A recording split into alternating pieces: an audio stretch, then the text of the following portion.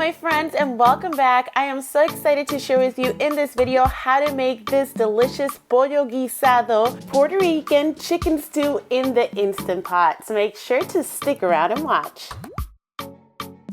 All right, my friends, these are the ingredients that we will be using today to make our delicious Pollo Guisado. We are going to need chicken drumsticks or thighs. In this case, I'm using the drumsticks, and I have little slices in them because that's how I grew up making the chicken drumsticks, always putting slices on them. I just feel like the flavor just gets to penetrate in it a little bit more. We're going to be using 2 tablespoons of the white vinegar, some olive oil for browning our chicken, some pepper, a little bit of oregano, about 1 tablespoon of adobo, 1 can of tomato sauce. I am using about 1 cup of baby carrots. You can use any type of carrots that you'd like. I just find the baby carrots very convenient to me. I have 3 cloves of garlic over here that are going to be minced, and we're going to place them in there.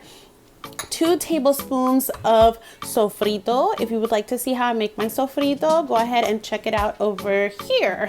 1 onion that I am going to be dicing. And then a couple of potatoes. You can use 2 to 3 potatoes depending on your liking. I'm going to be using these 2 potatoes. Maybe I'll add a 3rd one. We'll see. I almost forgot to mention 1 cup of water. Finally, you are going to be needing the Instant Pot. I will be making this today in the Instant Pot, so that is going to be very necessary for this recipe. I'm first going to begin marinating my chicken by adding 2 tablespoons of vinegar. So 1, 2. Then I'm going to be adding 1 tablespoon of the adobo. I'm gonna add a little bit of pepper to taste. You can do about a 1/4 teaspoon or so. And then I'm going to add 1/2 teaspoon of the oregano, just for a little flavor. I am not going to be using sazon, but if you want to put a packet of sazon in your meat to give it color, you can do that as well.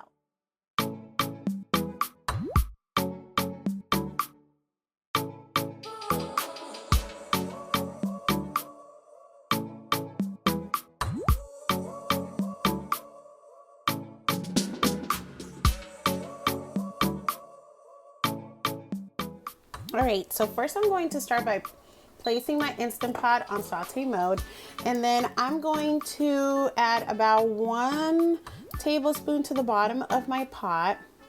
I'd say 1 to 1.5, just enough to cover the bottom. And pretty much what we're going to do here is we're going to brown our chicken. Once our oil is nice and hot, we're gonna go ahead and add our chicken drumsticks to brown. So I'm not going to overcrowd them all in there because I'm going to be taking them out later on. So I'm only going to do a few at a time. In this case, I'm gonna do 4 and then 2 the next time. And I'm going to let the chicken brown here for about 3 to 4 minutes on each side. All right, mine have been cooking for about, I'd say 2 to 3 minutes. I'm gonna go ahead and turn them over.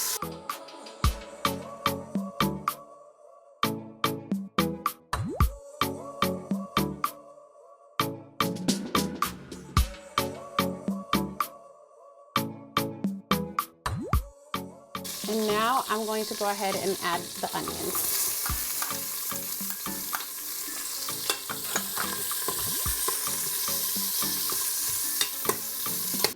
Next, I'm going to add in my sofrito and the garlic, and I'm going to use the back of the spoon or the spatula or the tongs, whatever it is that you're using, to deglaze the bottom of the pot and get anything that is stuck in the bottom off.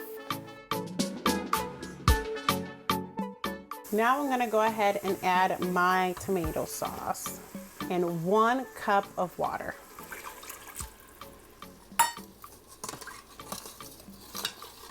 I'm gonna give everything a nice mixing. I'm gonna add my potatoes.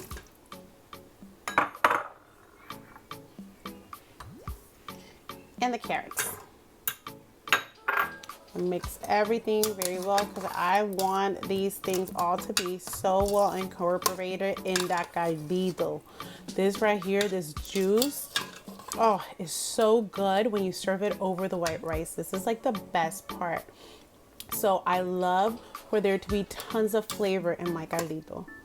I want to make sure all the vegetables and the meat and everything get a nice soaking of this delicious caldito. It smells so good in here right now, guys. Oh, I love this aroma.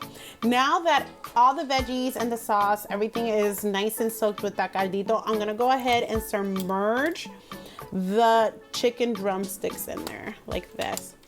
I want them to be covered by that juice.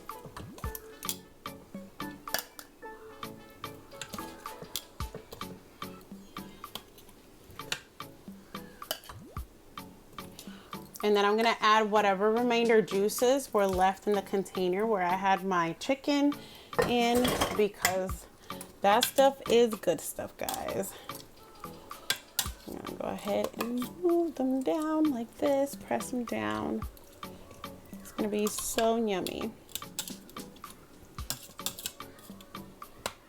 Now the chicken is going to release some liquid while it's cooking in there. All right, now that everything is in there nicely submerged, I'm going to go ahead and place my lid on the Instant Pot. I wanna make sure that it's unsealed. And then I'm going to come over here, click on pressure cook, and I want it to cook for 8 minutes. So I'm going to put it in there for 8 minutes on high pressure. So our pollo guisado is done. I'm going to go ahead and do a release of the pressure. All right, friends, our pollo guisado is done depressurizing. It's time for us to open it and take a look. Ooh, look how delicious it looks. Now, if you want to add olives, capers, any of that kind of stuff, you can go ahead and do that as well before cooking it. In my family, my kids and my husband personally do not like the olives, so I typically omit them. Let me show you guys the consistency of the potato.